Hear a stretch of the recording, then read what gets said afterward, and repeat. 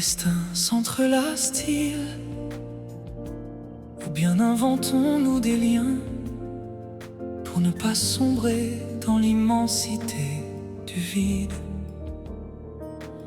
Était-il écrit que je te rencontre? Ou bien un hasard fatigué a-t-il traversé le monde pour venir se poser presque par erreur dans ma vie?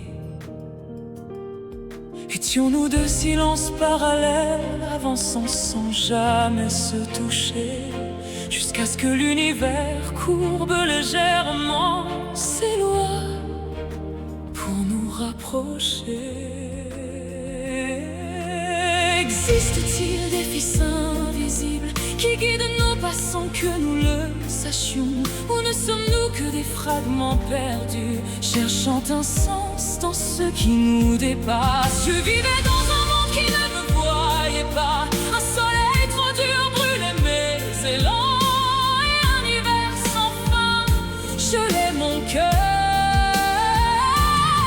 La solitude n'était pas un sentiment, c'était une présence assise près de moi, respirant doucement, comme si elle avait toujours été là. Je marchais parmi les autres comme une ombre sans histoire, un passage sans mémoire, un visage qui ne laisse aucune trace.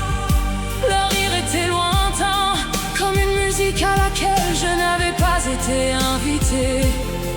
Alors je me demandais, était-il réel? Ou étais-je celle qui n'appartenait à rien? Puis tu es apparu, pas comme une évidence, mais comme une idée persistante, une lumière fragile au bord de mon regard, une note portée par des vents lointains. Tu venais d'un autre monde, d'un endroit que je ne connais pas, et pourtant tu semblais déjà inscrit quelque part en moi. Était-ce toi, ou bien la forme que mon manque avait choisie? La douleur a reconnu la douleur, et dans ce silence partagé, nous nous sommes trouvés comme deux mots dispersés, réunis dans une chanson écrite par le destin sans que nous l'ayons décidé. Tu étais une corde et j'étais son écho, et entre nous vibrait une musique invisible. Et soudain, je suis redevenue humaine, mais le monde n'a pas ralenti.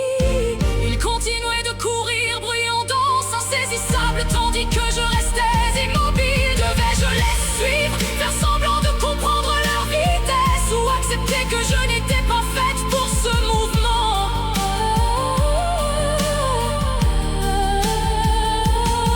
Les chemins s'étendaient devant moi, long, incertain, chargé de promesses et de doutes.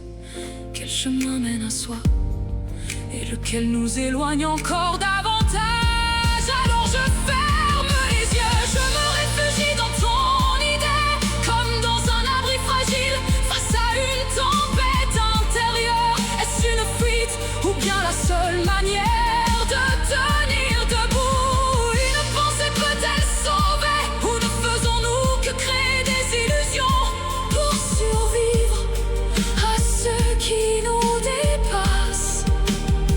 Parfois j'ai peur d'ouvrir les yeux, peur que tout disparaisse, toi, moi et même ce que je croyais réel. Et parfois je crois que certaines rencontres ne sont pas des hasards, mais des réponses arrivées trop tard. Alors dis-moi, les destins s'entrelacent-ils vraiment? Ou bien est-ce nous qui cherchons à donner un sens à l'invisible? Était-ce un commencement ou une fin déguisée? Si un jour tu t'éloignes, comme toute lumière lointaine finit par le faire, redeviendrai-je une ombre, ou aurais-je appris que même une ombre peut, un instant, redevenir vivante?